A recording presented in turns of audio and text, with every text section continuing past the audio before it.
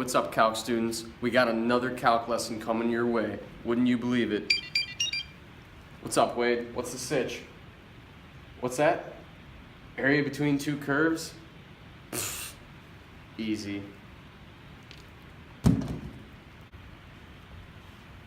So here's the sitch. If f of x is greater than g of x, for all x's on the interval of a to b, then the area between the two functions from a to b can be defined as the integral of f minus the integral of g. And as we know from our simple integral properties, we can combine these two integrals into one simple integral of f minus g. And all of that is to find out the area of C. The important thing to note is that if all the conditions are met, it doesn't matter where the functions are on the graph.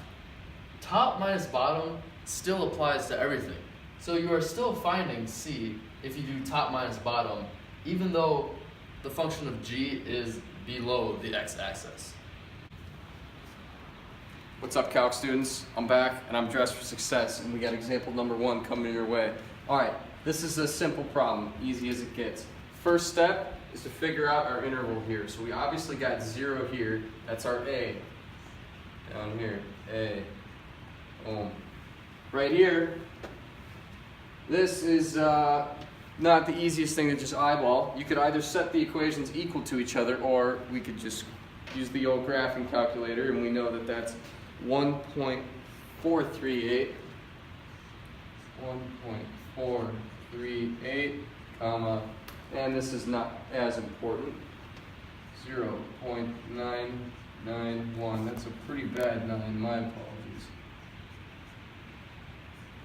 Okay, so now we got this point down here, 1.438. Okay, next you got to determine which one of your graphs is the top graph.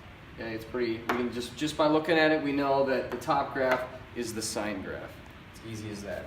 So we're going to come over here, we're going to set up our integral, top minus bottom. So we have the integral from 0 to 1.438, which we could just call b, since this is a to b.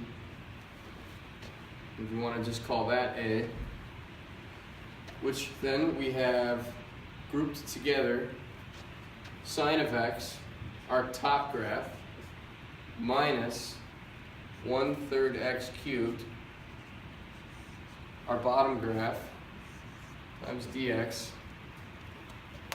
and there you have it. If you want to, an easy way to solve these by hand is to do it individually. Otherwise, graphing calculator is your friend, and that gives you the total area in between those two. Now we've encountered a little bit of a problem here. When you look at this graph in this example, you can't really tell what the top graph or the top function is and the bottom function is just by looking at it. So we're going to have to invert our axes. So if you turn your head, you can see that this one is above this one. So now we have to convert our functions into y's because we're inverting our axes. So when you do that, over here you can see that our top graph turns from y equals root 2 minus x into x equals 2 minus y squared. And then do the same with the bottom one, a little bit easier. Just take the square root and you get x equals root y. And so now, when you figure out what your top and bottom is, it's pretty simple from there. It's just like doing it with x's. You have to find your limits of integration, so find the intersect between the two functions, and it's pretty easy with these ones. It is just 1, 1. So once you find your limits of integration, you're gonna make your integral sign from 0 to 1, so 0 to 1, and it's just like with x's, top minus bottom. So I'll do that here real quick. 2 minus y squared minus root y. And then, don't forget, you're working with y's this time. It's not dx, it's dy, because you're in respect to y's. And that will give you this area in between the two curves. So just to close off here, we're talking about a couple key things to remember when you're dealing with area between two curves. First off, top minus bottom always. Always. If the conditions are met from the previous statement we talked about before, if f of x is always greater than g of x between a and b, top minus bottom will always work. Okay? And remember what we just talked about.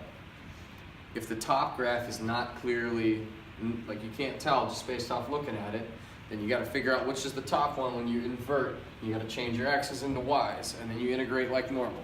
It's easy. Now let's try some on our own. Start with this one. Pause the video if you need to. The answer was 1/2 pi. Now try this one.